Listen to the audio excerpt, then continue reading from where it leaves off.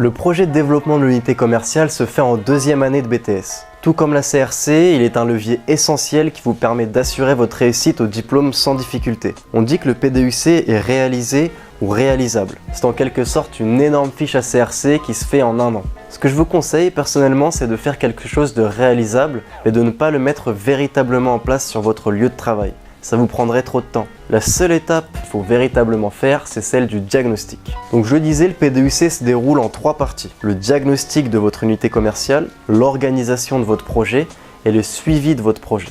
Comme pour la CRC, vous aurez en fin d'année un oral où vous présenterez devant un jury votre travail. Le diagnostic, concrètement, c'est une mission d'analyse. Vous devez analyser dans votre unité commerciale les problèmes, dysfonctionnements que vous rencontrerez. Vous en tant qu'employé ou les problèmes que vous rencontrez en tant que client aussi. Ou alors, vous pouvez aussi partir d'une opportunité, de quelque chose qui fonctionne déjà correctement, mais qui pourrait être amélioré. Ensuite, dans l'organisation, vous allez choisir une des actions que vous avez proposées et vous allez la mettre en place. Et finalement, dans le suivi, vous allez prendre du recul sur votre projet et expliquer la suite. Comment vous allez suivre l'action mise en place? Est-ce que l'action a porté ses fruits? Est-ce que vous l'avez réalisé comme prévu? Qu'est-ce que vous feriez si c'était à refaire? Qu'est-ce que cela vous a apporté à vous, à votre magasin, à votre équipe? Il s'agit en fait d'un retour d'expérience. Ce qu'on attend de vous, c'est globalement la même chose que sur les fiches ACRC. De la maturité, une démarche professionnelle, et une réelle montée en compétences. Le petit plus sur lequel on va vous évaluer, c'est sur votre capacité à vous positionner en tant que manager et donc à prendre aussi en compte l'évolution des compétences de votre équipe de travail. Le jury doit facilement comprendre ce que vous faites, en quoi consiste votre projet, quel est son but, qu'est-ce qui va finalement apporter à votre entreprise, etc.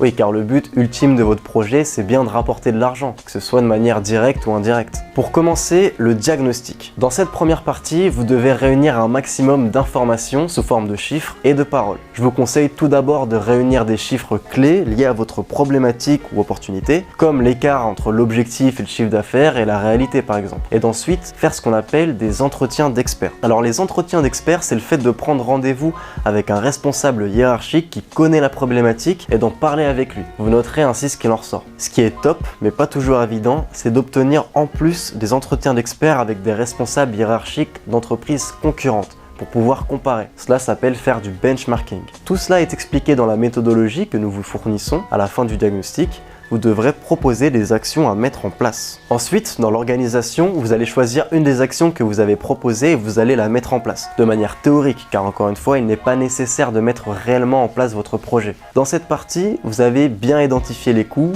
et les enjeux de votre projet. Vous devez montrer que vous êtes responsable et que vous êtes capable de tout prendre en compte, et particulièrement les risques financiers que votre projet comporte. Finalement, dans la partie suivi, il faut achever votre jury dans le sens où vous devez répondre aux questions dites précédemment et réellement séduire le jury en lui disant ce qu'il veut entendre, tout simplement. Pour une bonne conduite du PDUC, c'est un peu la même chose que pour la CRC. On est sur un gros coefficient, il faut donc s'y prendre assez tôt car le diagnostic prend beaucoup de temps et ce diagnostic est à la base de votre projet. Tout votre projet repose sur cela et c'est ce qui est le plus chronophage et qui est le plus compliqué étant donné que vous devez réellement le faire. Dans cette partie, impossible de tricher. C'est dès cette étape qu'on va voir si votre projet a un sens ou pas.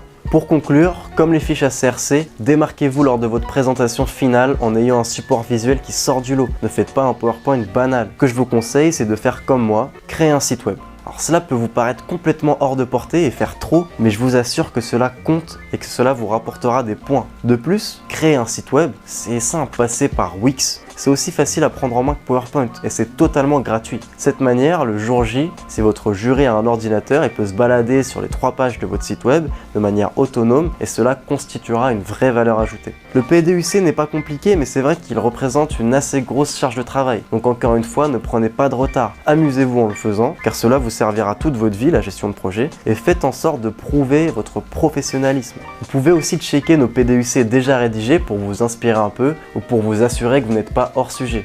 Bon courage!